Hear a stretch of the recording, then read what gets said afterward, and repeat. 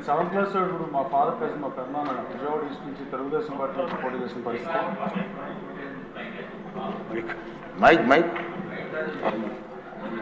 అధ్యక్ష, 1985 శాసనసభకి మా father cousin Telugu Desam party నుంచి పోటీ చేసి స్వల్ప తేడాతో ఓడిపోయినప్పటి నుంచి అప్పుడు నేను 7th క్లాస్ చదువుతున్నా అధ్యక్ష. 10th క్లాస్ నుంచి స్కూల్లో టీచర్ అయితే ఏమవుతుంది, ఎమ్మెల్యే అవుతుందని చెప్పాను.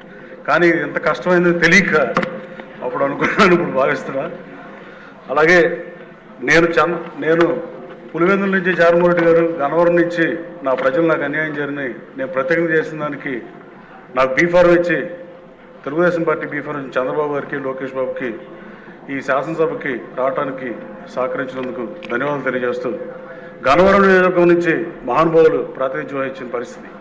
కామ్రేడ్ పుచ్చలపల్లి సుందరయ్య గారు, కాకాని వెంకటరత్నం గారు లాంటి మహానుభావులు ప్రాతినిధ్యం ప్రదేశం నుంచి నన్ను శాసనసభకి గన్నవరం ప్రజలకి నా హృదయపూర్వక నమస్కారాలు తెలియజేస్తున్నాను. అలాగే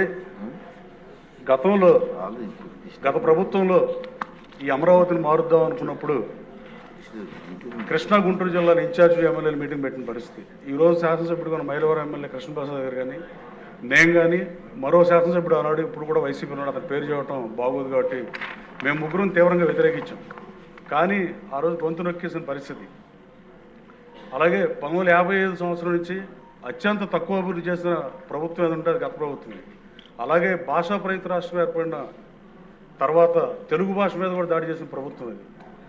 వీటన్నింటికి తోడ్పాటు అమరావతిని మార్చేద్దామని చూసిన పరిస్థితి. మీరు అమరావతిని చరిత్ర పరికిస్తే అమరావతి ఇక్కడి నుంచి కదలకుండా, ఇంచు కూడా కదలకుండా ఉండే కారణం అమరావతి ప్రాశస్త్యం అంటే ఏమాత్రం అనుమానం లేదు. అలాగే పంచారామాల్లో మొదలైన శైవక్షేత్రం ఇక్కడ ఉంది అమరావతిలోనే. అలాగే గౌతమ బుద్ధుడు నడయాడిన నేలది. అలాగే వర్ధమానుడు సంచరించిన ప్రాంతం, మత సమ్మేళనానికి కేంద్రం. ఇలా అమరావతి చరిత్రని పరికిస్తే అభివర్ణించడానికి కూడా అంతర సాధ్యం ఉన్న ప్రాముఖ్యత ఉన్న నగరం ఇది.